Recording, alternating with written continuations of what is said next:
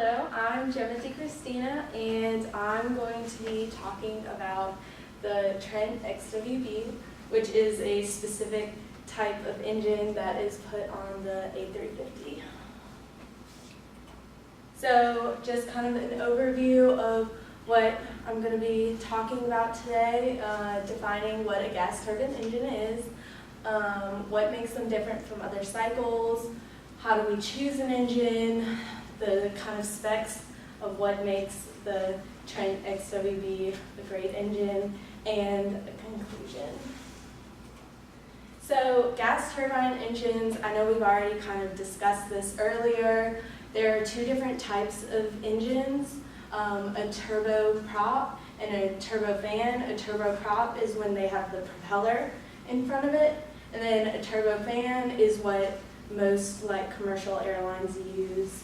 And that is basically when the fan draws air through the inlet and is exhaust through the fan nozzle to provide the thrust throughout the engine. The rest of the fan air is pressurized in the compressor, used for cooling, mixed with the fuels and burned in the compressor.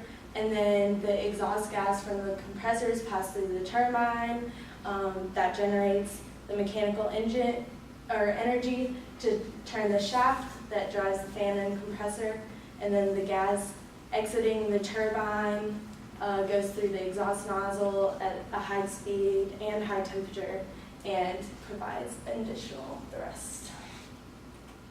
So what makes an engine for airplanes different than most types of cycles is that the heat rejection increases with airspeed, so you're going to be changing the amount of thrust the engine needs to make the airplane fly. The heat from the fuel lost to inefficiency in the gas turbines travels out of the exhaust and produces positive thrust. And then the engine's thrust vary with the speed and altitude, like I said.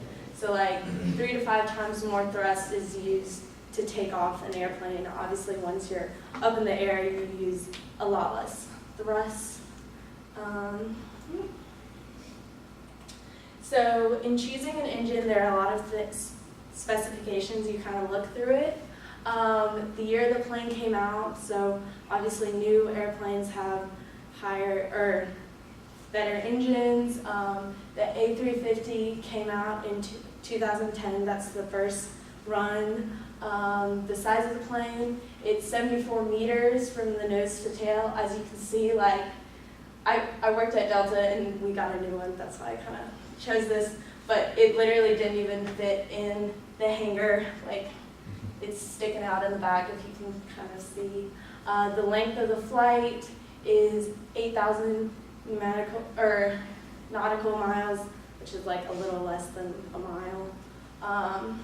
The overall efficiency, which is 40%, which right now is the best that you can get.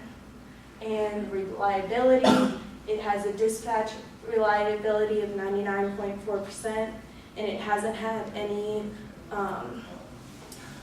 problems running so far that it's been out on the market. Obviously, minor fixes and stuff, but overall.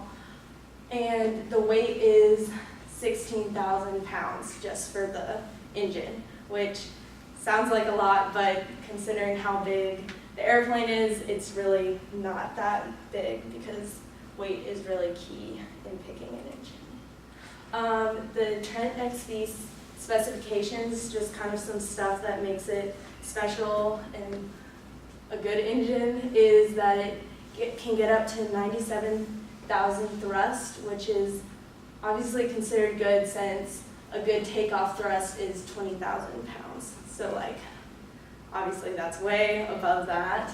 And then the wider use of bladed disc.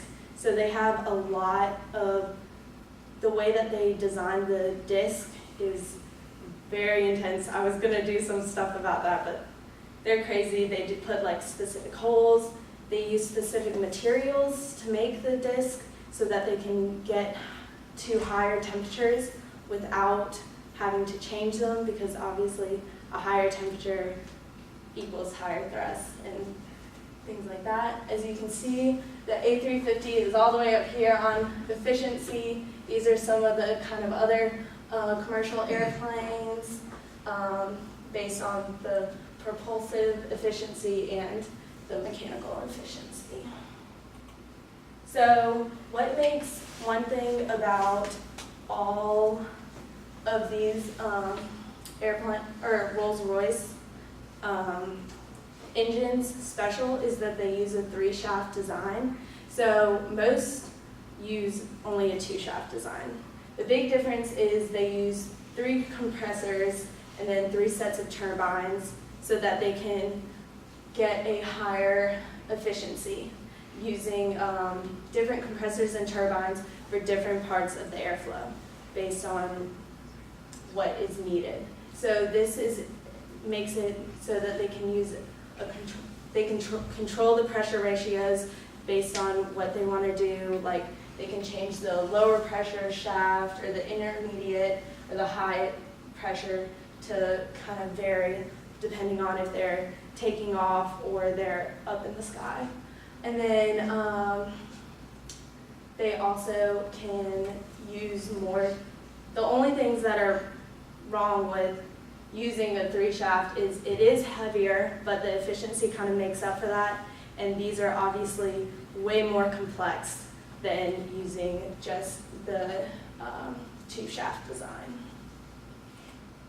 So this on the left is the real cycle for a 3-shaft turbofan. As you can see, you have the lower, intermediate, and high pressure shafts, and it goes through all those, and then, as you can see, on an ideal, is very direct, goes through the compressor, combustion turbine, goes through once. So, obviously, the overall efficiency using an ideal method is not going to give you exactly what you're going to get. In general, everyone knows what cycle efficiency, you can all figure that out. We also have to take into account the propulsive efficiency, so like the velocity that's coming in and out of the engine. And then just kind of a conclusion, we're still improving and making these engines more efficient. I don't know if y'all remember the efficiency graph that I showed you.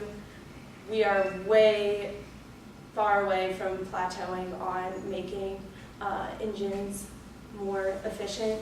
And there are many different areas to improve. There are so many different parts of the engine that can be changed to make a better efficiency. And really it comes down to what type of engine you're planning on making. So yeah, that's it. Any questions?